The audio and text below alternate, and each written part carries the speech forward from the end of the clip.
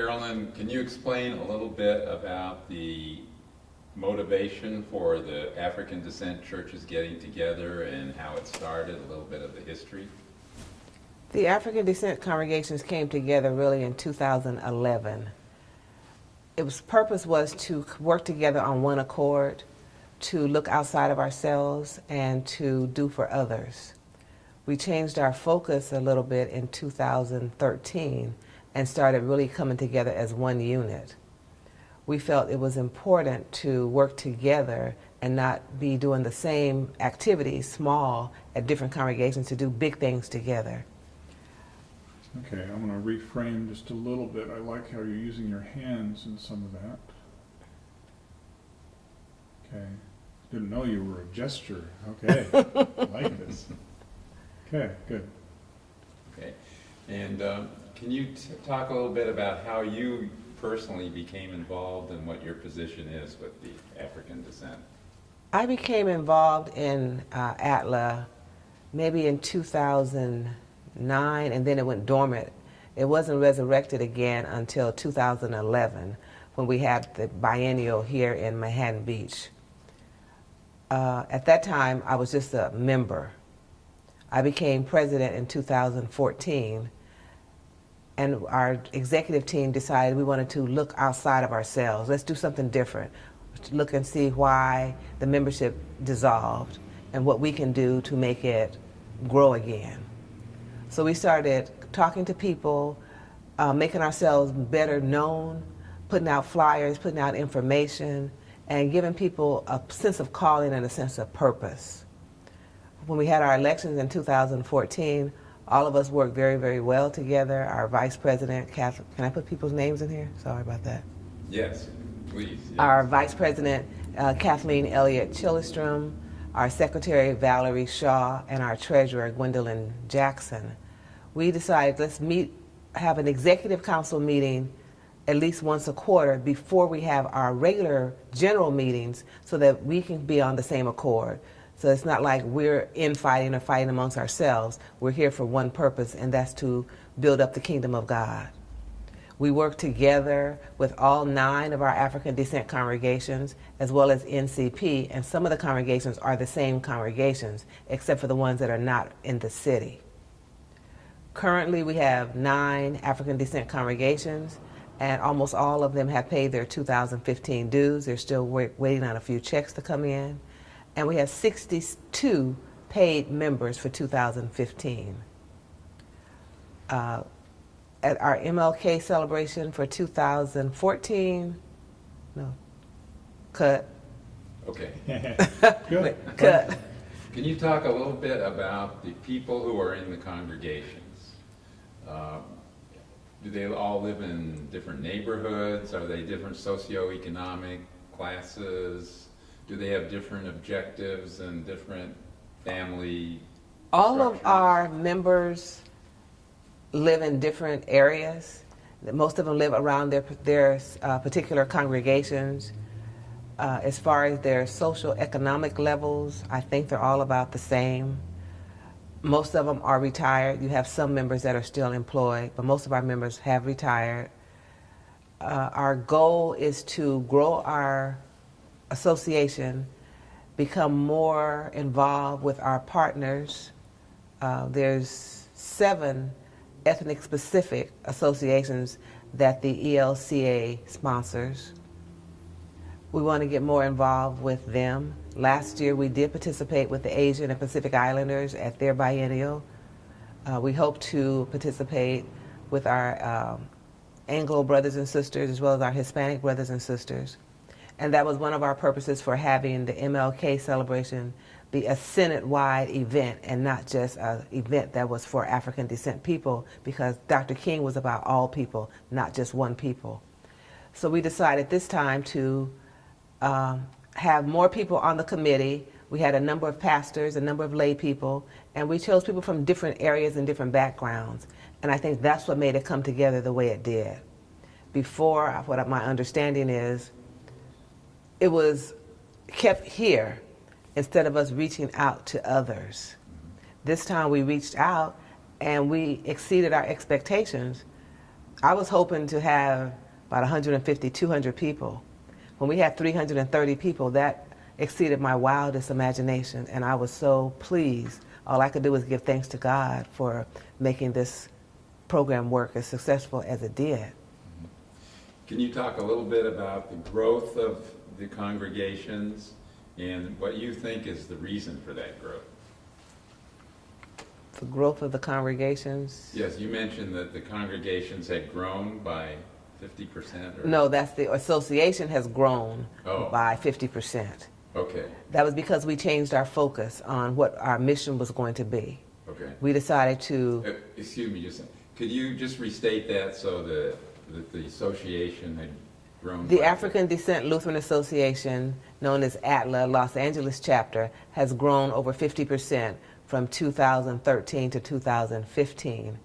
I believe the growth is due to changing our focus, looking outward instead of inward, and doing more for the community, being more community organized or more community... Service the community a little bit more, or... To service the community a lot more. We started servicing... Say that again. Say that. We changed our focus to be more service orientated. Okay. We are doing that by helping with the food kitchen that Chapel of Peace has on the third Saturday. On the first Friday and almost every Friday, Holy Redeemer in Bellflower, they have the food giveaways. Another Level Ministries on the first Saturday of every month, they have a continental breakfast and they pass out information on their congregation. Our Friend's House, they feed every Wednesday. And Holy Trinity, I think it's the second Friday, but I'm not sure. Now, could you talk about yourself personally? What motivates you to do this? How did you come to do that? Just some personal information about, I don't mean to say information, but to give it a real narrower focus, and people can have contact with you as a person and as sort of the representative of the congregations. Maybe some of your faith story and how... What motivates me is to help others, to see the smile on the person's face. I was really motivated the first time I went to Chapel of Peace, and we were there to help with the food, and I started serving because they had a lady there that does the bacon every time, and the people love her bacon. And at Chapel of Peace, they have real breakfast, homemade, fresh breakfast every third Saturday. So I was helping to serve, and when you see the people, how grateful they are with just homemade, fresh food and a smile on your face, you come out being more blessed than the blessings you're trying to give them. Because it's like, wow, I have so much, but do I give enough? How do I give more and give more of myself and be genuine with it? Mm-hmm. And how do you feel working with the other people? You yourself are empowered and feel great when you give, but how does it feel when you're working with all the other people in the congregation? Can you feel a sense of community? In our organization, I feel a sense of community because we're all looking outward. What can we do to better these people's lives? How can we make things better? One example was when we got the listing from Lutheran World Relief for the Lent to do the baskets of promise. When I first saw that, I'm like, okay, we can do this. I immediately brought it to the organization. I said, okay, you guys, we need to do this. This is real simple. Let's do 100. Can we do 100? They said, oh yeah, that's no big deal. So we've prepared 100 packets so far for Lutheran World Relief on the baskets of promise. And then last year we tried to do hygiene kits with New City Parish, which we are going together again with them, which was going to start sometime in May. But this time we're asking all the congregations, on one Sunday, every congregation bring bars of soap. The next Sunday, everybody bring toothbrushes. The next Sunday, you bring toothpaste. The next Sunday, you bring lotion. And then we're going to get together as a group over a small meal and put these packages together. And this time, we're going to ask people to bring the same thing. Last year, some people bought the little travel sizes. Some people bought the large sizes. And when you take that stuff to Skid Row or wherever, when people don't have anything, they look, why is that person getting more than I'm getting? and that makes dissension. So we want to make everything uniform so that everybody gets the same. It's not like you're trying to show favoritism, because you're not, because they're God's people as well, and we just want to make sure that we make them feel like we're doing something for them and not like a handout. That's really good. Now, can you explain a little bit about the plans for ATLA for the future? Our plans for ATLA for the future: we will be working with the Episcopal LA Diocese on their Interdependence Day for July the 4th, where they go around MacArthur Park and they have different stations set up and people can come up and pray. So that's going to be one of our projects. We're currently working with our Cell Phone for Soldiers project, that we hope everybody in the Senate will bring a cell phone, an old cell phone, because companies take the inside out and they make calling cards and give them to the soldiers. They can call home for free. We're going to do Close the Deal, where people donate business suits, nice, clean business suits, that you give to this company called Close the Deal, and they give them to people who have been either in prison or homeless. So when they go out for interviews, they look like they're presentable, and it makes them feel good. When you feel good, you act good. Mm-hmm. Another project is going to be, we're getting ready for the MLK celebration, which is 2016. Our 2016 gala and awards banquet is going to be April the 16th, 2016. We have our speaker already, which is going to be the Reverend Wyvetta Bullock from Churchwide.